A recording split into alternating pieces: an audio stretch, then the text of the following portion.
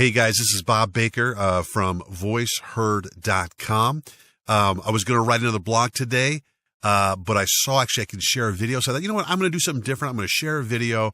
I just got my hair cut, so my bald head is shining like a beacon of light. It's scary, so put your sunglasses on. But part of this, because I got a window in this studio. It's the first one I've had in the short time I've been doing voiceovers where I actually can see out. I can see the main street downtown. I love it. Part of the reason why I rented this space. What I'll be talking about today, and I'm going to try to do it in a not too long of a version, but I sometimes can get long-winded. But you know us voiceover people like to talk. But the topic is this: voiceover artist or voiceover business? That's the question, right? And I was thinking about this last night in bed when I couldn't sleep, and I'm always thinking about stuff and trying to create things, right, as an entrepreneur, freelancer. And so voiceover artist or voiceover business. So to put this in context before I get into it, I want to share my story with you, and I'll try to be quick as possible, but to put this in context, I had a 20-year career before I started doing voiceovers. And basically, I left that career. I tried semi-retired from it. I loved it. And I'd done some public speaking in that career, but it was part of my job to do that. And I got out. I was going to do some different work. It didn't work out. And I thought, what am I going to do now? What's my purpose? What am I going to do? There's a purpose as a dad and a family and all those things. But I mean, other than that, I'm not too young to be retired. What am I going to do now, right? And so trying to find that, and I always had people who say, oh, hey, you got a good voice, Bob. I'd go announce my son's baseball games. They say, oh, you got a good voice, that kind of stuff. Never thought anything of it, to be honest. And what happened is someone came home to my wife, was talking to my wife at work, and said, hey, has Bob ever thought about doing audiobooks, right? Wife comes home, says, hey, Bob, what about audiobooks? I had no clue. So I get on and I Google and audiobooks, and the rest is history. I stumble into this world of doing voiceovers, right? First, I looked at audiobooks, then I stumbled across sites like Upwork and Fiverr, Voice Bunny, voices.com, voices123.com, all of these. What is all of this, right? And so basically, I join these free sites, you call them pay to play, whatever, and I start to learn about the world of voiceovers. I had no clue about audio. I had no clue about microphones. And we're talking about 2 years ago here, right? Nothing. If you said, what's DB? I'd say, I don't know. Who is that? Is that a friend of yours? His initials or their name? I had no clue. Absolutely none, right? But I start learning. I start finding videos. I start finding sites, information, both for doing voiceovers and for the sound engineering part, setting, you got all these elements, the voiceover part, there's the sound engineering, there's the acoustics of your setting, all of these things you got to learn, right?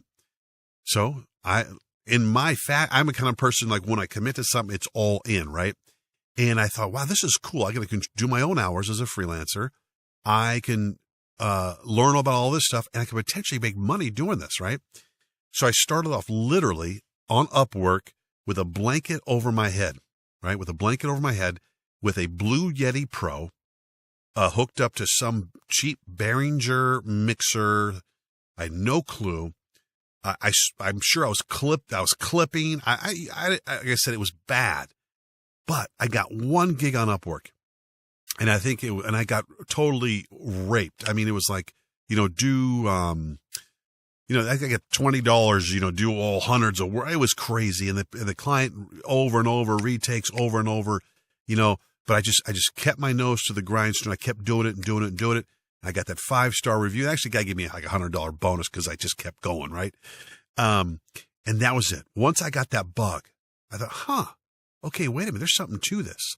So I continued to learn, fast forward to now, and I'm talking, it's been a lot of hard work, a steep learning curve about the art of doing a voiceover, the art of editing, mastering files, the art of market, all of these things, right?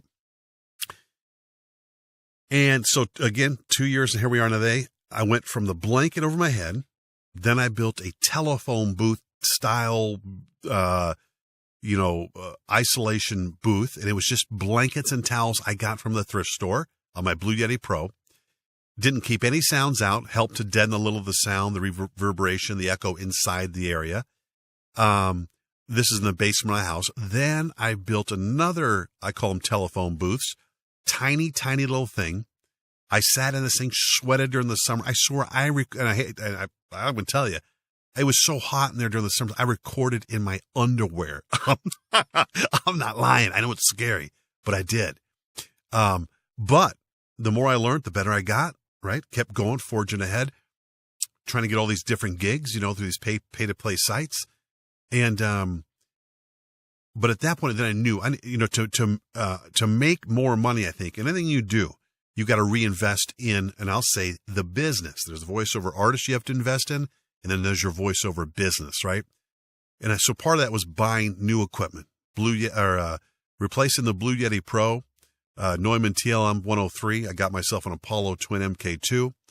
I got myself, a headphone interface, monitor speakers, all this over time. I've invested in it, right? And it has improved the quality of sound and the ability to get gigs, right?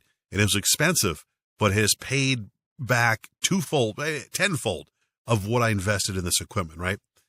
Then the next thing is I thought, okay, I got to get out of this basement. I got to get out of this small, tiny booth.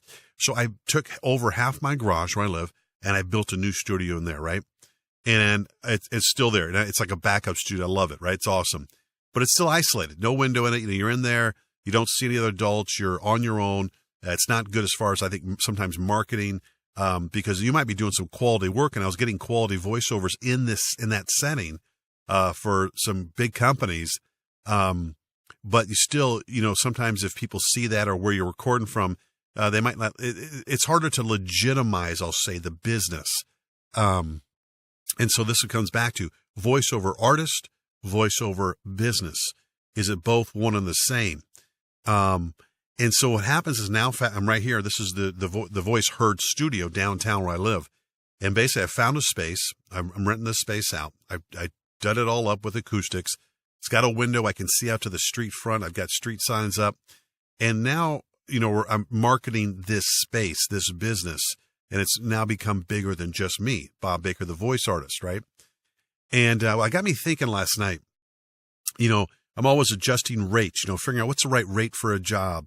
How do you get more jobs? These questions, there's some voice artists out there, voice talent that are really good, but might struggle to get jobs. And the first thing I'm going to tell you, before I even talk anymore, is I'm not trying to sell you nothing.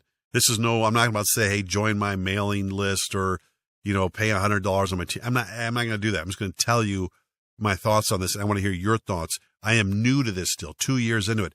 But with the way the market is now, my perception and what I see is there, because of the internet and accessibility equipment and knowledge, and the clients are willing to go to places like voices.com, Voices123, Upwork, Voice Bunny, Fiverr.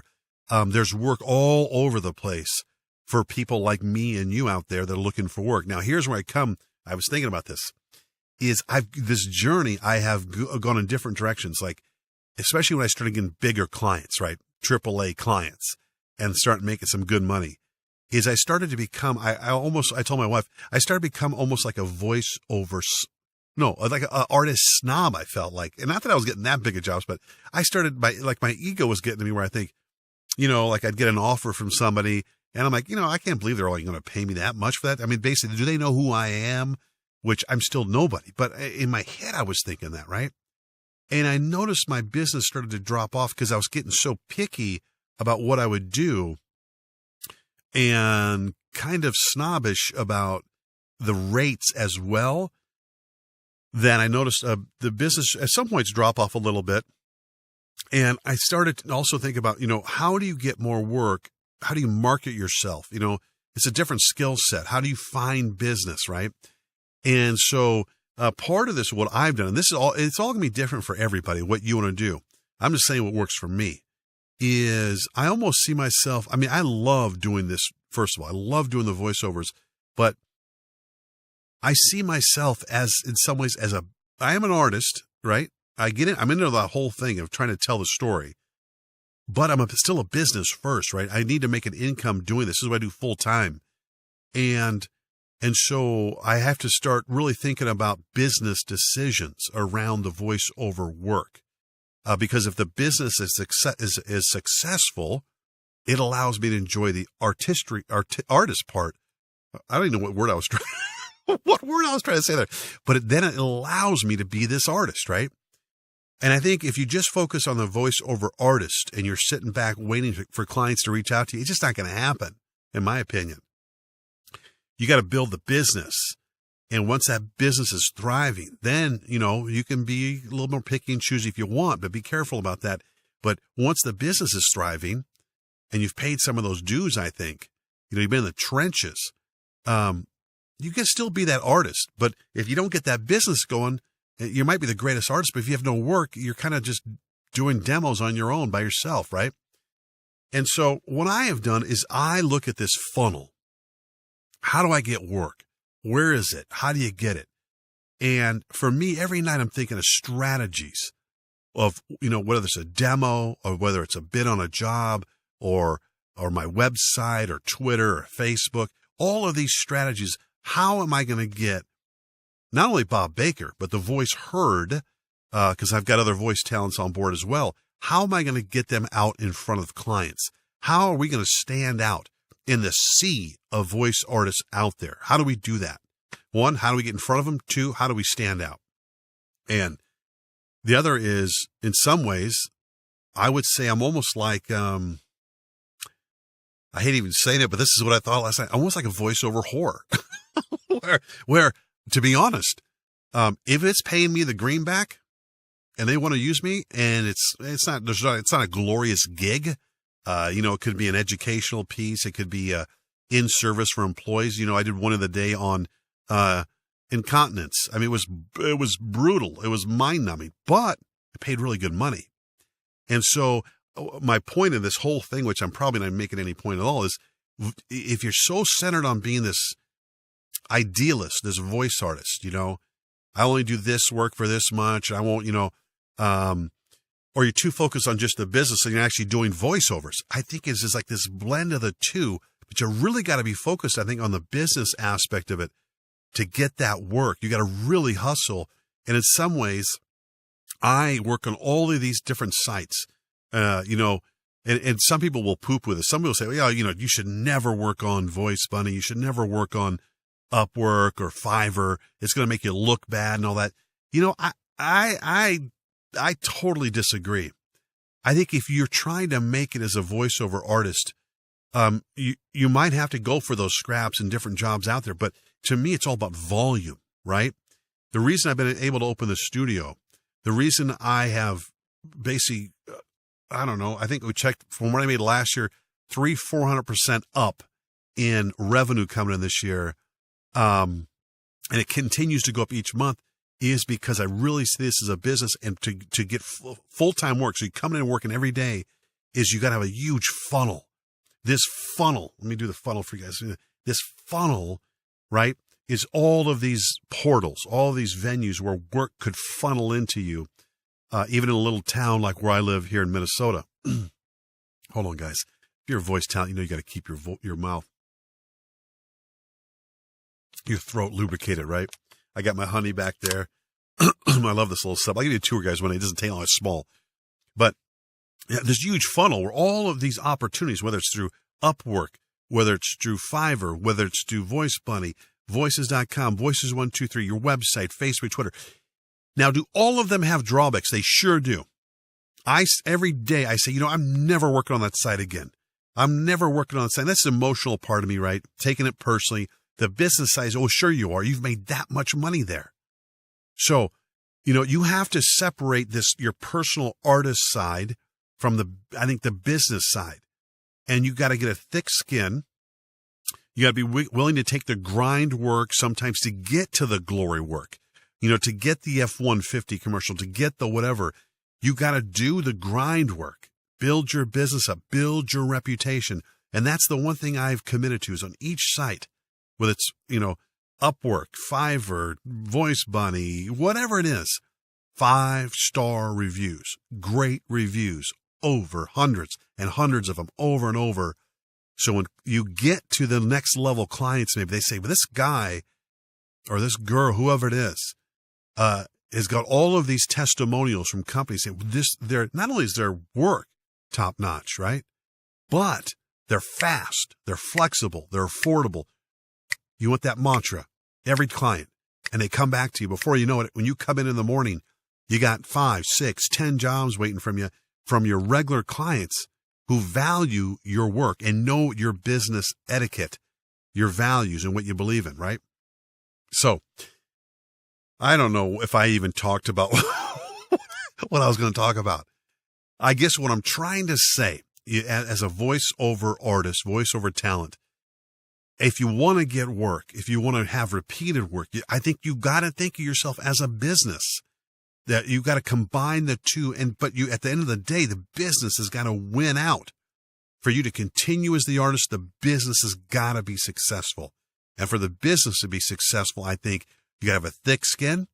You got to be able to take the grind work, the scrap work, and sometimes in order to get to the bigger work. And when you get that big opportunity, knock it out of the park, right? Give them not 1 take, 2 takes, 5 takes with a smile on your face. And you got to get beyond this pride thing. I think sometimes of like, well, I'm not doing this for the client. They didn't pay me for that, or I'm not doing this. And, I'm not doing that work there. I think it can hurt you. You can end up at the end of the day prideful and pride that you stood up for all these things, but no business, right?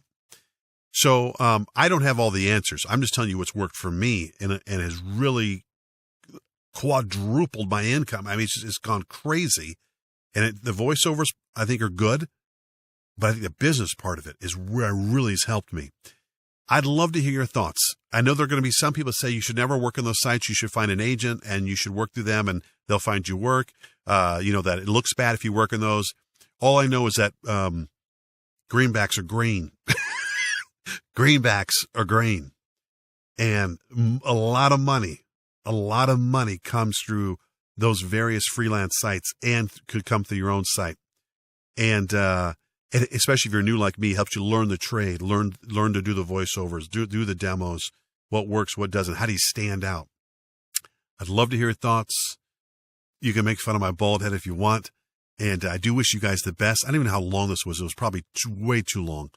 And share your thoughts. What do you think? And what works for you?